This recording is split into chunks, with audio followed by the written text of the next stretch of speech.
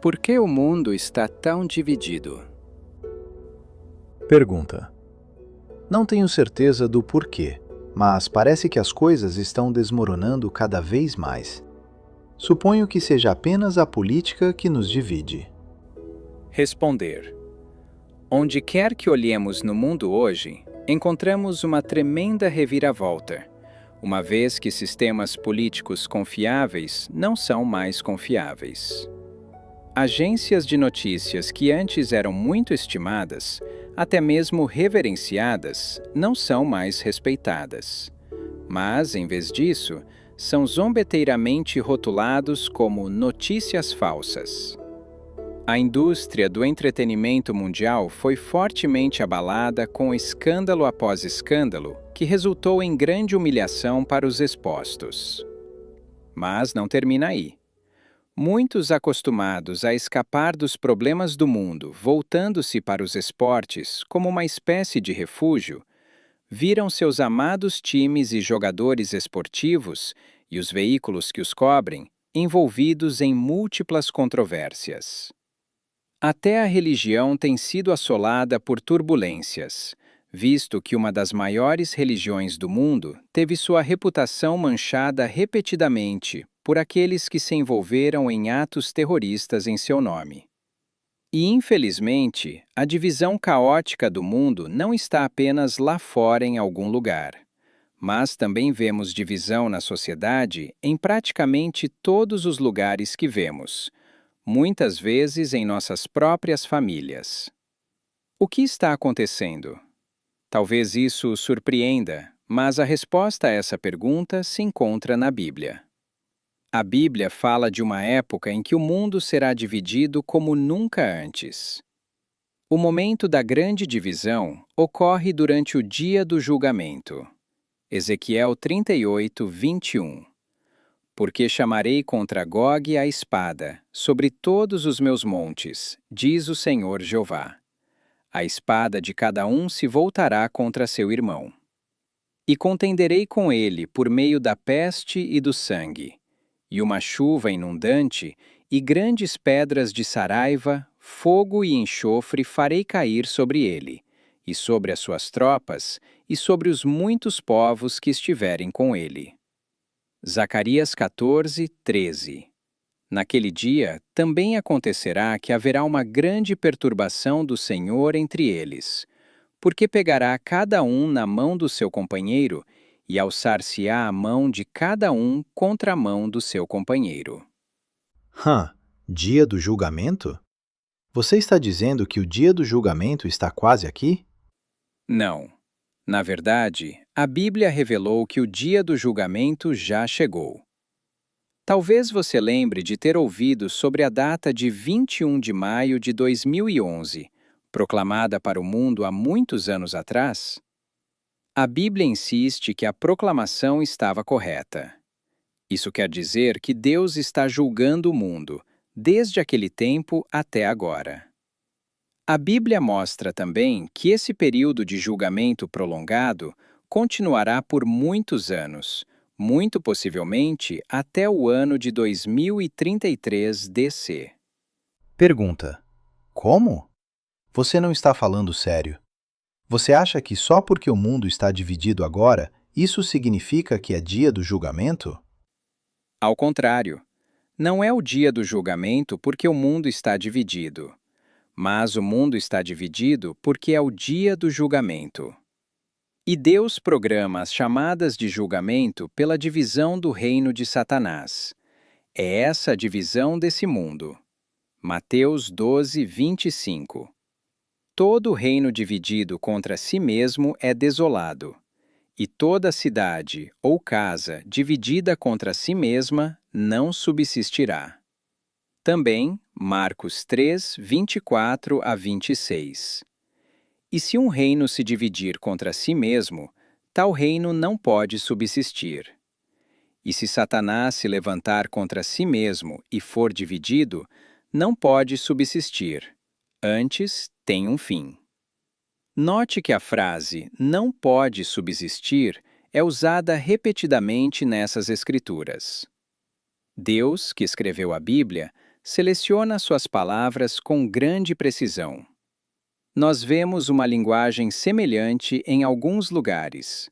Revelação 6:17. Porque é vindo o grande dia da sua ira. E quem poderá subsistir? Salmo 1:5. Portanto, os ímpios não subsistirão ao julgamento, nem os pecadores na comunidade dos justos. O reino de Satanás, que consiste de todas as pessoas não salvas do mundo, cairá na hora do julgamento final. A divisão da casa de Satanás não permitirá que eles subsistam ao julgamento. Você disse que esse mundo era do reino de Satanás? Veja bem, eu concordo que existe muita feiura no mundo lá fora, mas eu não iria tão longe chamando o mundo de reino de Satanás. Infelizmente, é assim que a Bíblia o descreve. Quando Satanás enganou Adão e Eva no Jardim do Éden, ganhou por direito a conquista do homem para o serviço dele e para o pecado. Devido a essa vitória pelo direito de governar a humanidade não salva, ele foi capaz de oferecer a Jesus todos os reinos do mundo. Lucas 4, 5-6. E o diabo, levando-o a um alto monte, mostrou-lhe em um instante todos os reinos do mundo. E disse-lhe o diabo: Dar-te-ei todo este poder e a sua glória, porque foi entregue a mim, e o dou a quem eu quero. Satanás pôde oferecer legitimamente todos os reinos do mundo para Cristo, porque ele os governou, desde o tempo do Jardim do Éden. Eu não sei. A ideia de Satanás governando o mundo soa estranho para mim. Bom, na verdade, ele não está governando o mundo nesse momento. Uma vez que o Senhor Jesus Cristo veio como juiz da humanidade, começando em 21 de maio de 2011, ele retirou Satanás de todas as regras oficiais, e Jesus tomou todo o reino dele. O Senhor Jesus está presentemente governando o mundo durante esse prolongado período de julgamento, sobretudo. A Bíblia nos dá uma parábola histórica do rei da Babilônia e a queda do reino dele, para ilustrar a grande verdade.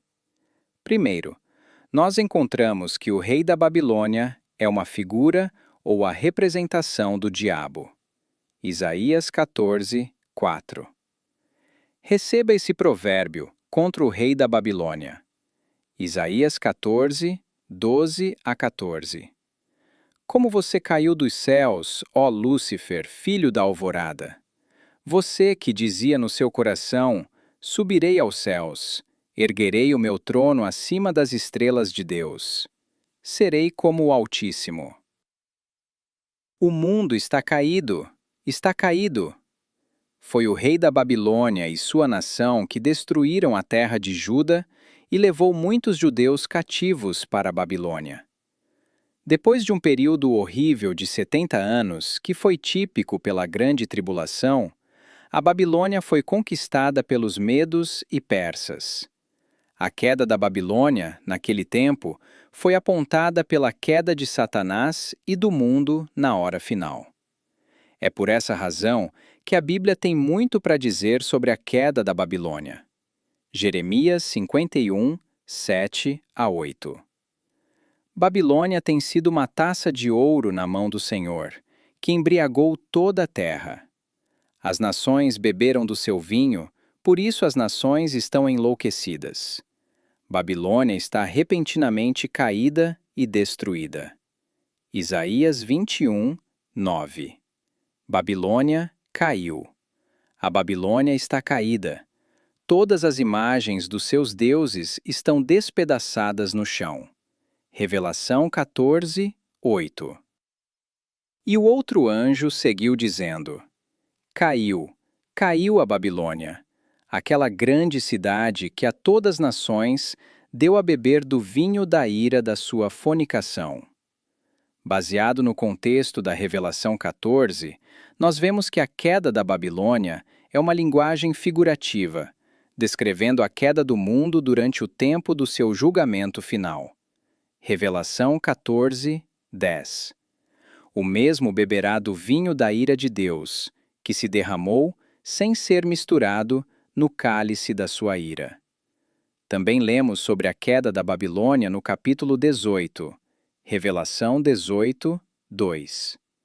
Caiu a grande Babilônia, e se tornou morada para demônios, e guarida para todo espírito imundo, e guarida de toda ave imunda e detestável. Em qualquer lugar que encontremos esse refrão, Babilônia caiu, caiu, nós podemos reformular com esse significado. O mundo caiu, caiu. O dia do julgamento chegou, o dia do julgamento chegou. Em um verso remarcável, o Senhor amarra a Babilônia com a queda de todas as pessoas não salvas no mundo. Jeremias 51, 49. Como Babilônia fez os mortos de Israel caírem, assim em Babilônia cairão os mortos de toda a terra. Portanto, a queda da Babilônia é sinônimo da queda do mundo. Obviamente, quando a Babilônia caiu, significou que ela não subsistiria mais. Divisão traz a queda da casa. Divisão traz a queda de um reino. O reino de Satanás desse mundo caiu. E a evidência exterior dessa queda pode ser vista na divisão do mundo ao nosso redor. A escrita na parede. O reino está dividido. Numa maneira interessante, Deus descreve na Bíblia a noite na qual o rei da Babilônia, Satanás tipo, foi morto e seu reino caiu. Naquele tempo, o rei Belxazar viu alguns escritos misteriosos em uma parede. Isso o intrigou tanto que os joelhos dele começaram a bater um no outro. Finalmente, o fiel homem de Deus, Daniel, foi chamado para vir interpretar o escrito na parede. Daniel 5, 25 a 28. E este foi o escrito: Mene, Mene, Tekel, Ufarsim. Esta é a interpretação do escrito. Mene, Deus contou o teu reino e o finalizou. Tekel, tu foste pesado nas balanças e encontrado em falta. Peres, teu reino foi dividido e dado aos medos e persas. Numa maneira interessante, Deus descreve na Bíblia a noite na qual o rei da Babilônia, Satanás tipo, foi morto e seu reino caiu. Naquele tempo, o rei Belxazar viu alguns escritos misteriosos em uma parede. Isso o intrigou tanto que os joelhos dele começaram a bater um no outro. Finalmente, o fiel homem de Deus, Daniel, foi chamado para vir interpretar o escrito na parede. Daniel 5, 25 a 28. E este foi o escrito: Mene, Mene, Tekel, Ufarsim. Esta é a interpretação do escrito. Mene, Deus contou o teu reino e o finalizou. Tekel, tu foste pesado nas balanças e encontrado em falta. Peres, teu reino foi dividido e dado aos medos e persas. Daniel 5, 30 a 31. Naquela mesma noite, Belxazar, rei dos babilônios, foi morto. E Dario, o mediano, tomou o reino. Em uma noite, o rei da Babilônia encontrou seu fim e teve seu reino dividido. Em uma noite, o rei de Medos e dos persas tomaram a Babilônia. Portanto, a Bíblia mostra Dario, também conhecido como Ciro, como um tipo de Cristo vindo como um ladrão na noite. Nós sabemos com certeza que Dario, Ciro, era um tipo de Cristo devido ao que foi dito sobre ele no livro de Isaías. Isaías 44, 28. Que diz de Ciro: Ele é meu pastor e realizará toda a minha vontade. Dizendo a Jerusalém: Tu serás edificada, e para o templo, teu alicerce será posto. Ciro, Dários, é chamado de pastor de Deus. E Isaías 45:1. Assim disse o Senhor para o seu ungido Ciro. Ele também é chamado ungido de Deus. A palavra traduzida como ungida é a mesma palavra traduzida como Messias no livro de Daniel. Não existe dúvida que Ciro era um retrato do Cristo vindo como um ladrão para julgar Satanás e esse mundo no dia do julgamento. Depois dessa conquista, Ciro divide o reino da Babilônia. Numa maneira curiosa, o Senhor Jesus uma vez se referiu a ele mesmo como um divisor, quando ele respondeu a um homem que queria que organizasse uma disputa sobre um caso de herança com o irmão dele. Lucas 12, 13 a 14. E disse-lhe um da multidão: Mestre, fala ao meu irmão que ele divida comigo a herança. E ele lhe disse: Homem, quem me fez por juiz ou um divisor entre vós? O mais interessante sobre essa declaração de Jesus é que ele junta as palavras juiz e divisor. Nós sabemos pela Bíblia que Cristo é o juiz desse mundo.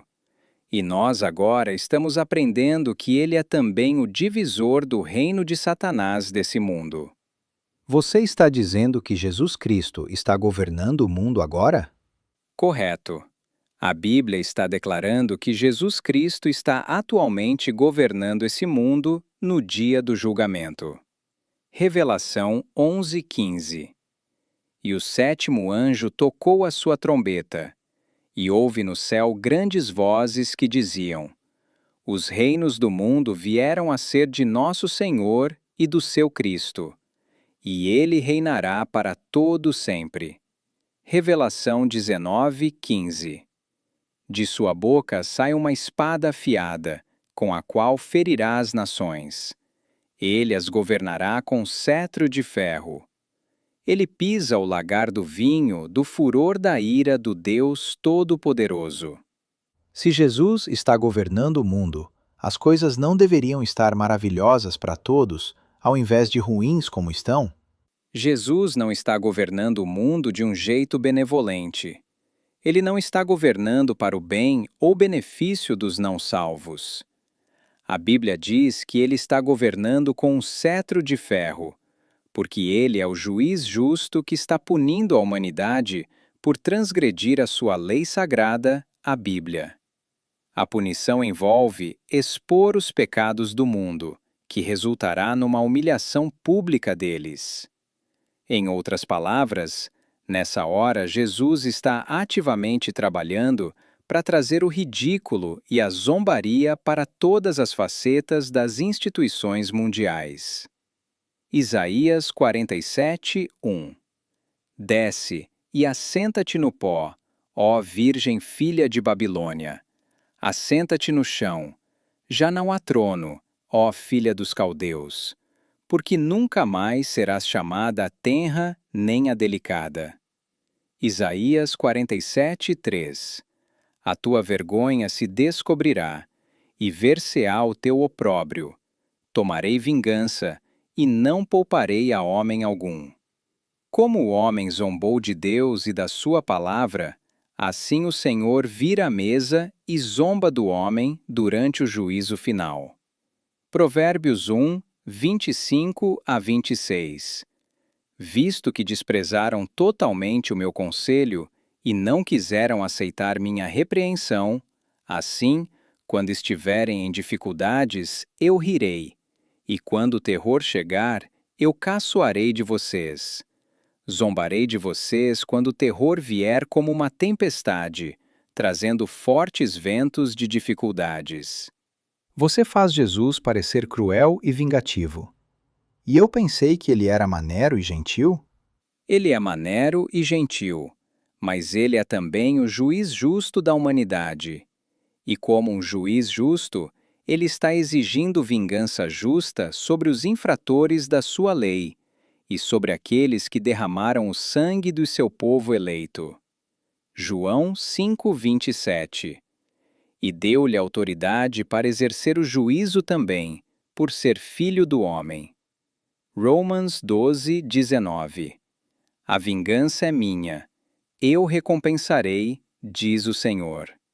2 Tessalonians 1:7-8. Quando se manifestar o Senhor Jesus desde o céu com os anjos do seu poder, com labareda de fogo, tomando vingança dos que não conhecem a Deus e dos que não obedecem ao Evangelho de nosso Senhor Jesus Cristo. Isso tudo soa muito mal. Não existe nenhuma boa notícia? Existem boas notícias para aqueles que Deus salvou antes do dia 21 de maio de 2011. Aquelas pessoas foram salvas através de ouvir a Bíblia. Essas pessoas foram deixadas na terra para passarem por esse período de pesar do julgamento do mundo. Essas pessoas, eleitas, foram deixadas na terra para comparecerem na frente do Cristo na cadeira do julgamento. 2 Coríntios 5:10. Porque todos nós teremos que comparecer na frente do Cristo, na cadeira do julgamento.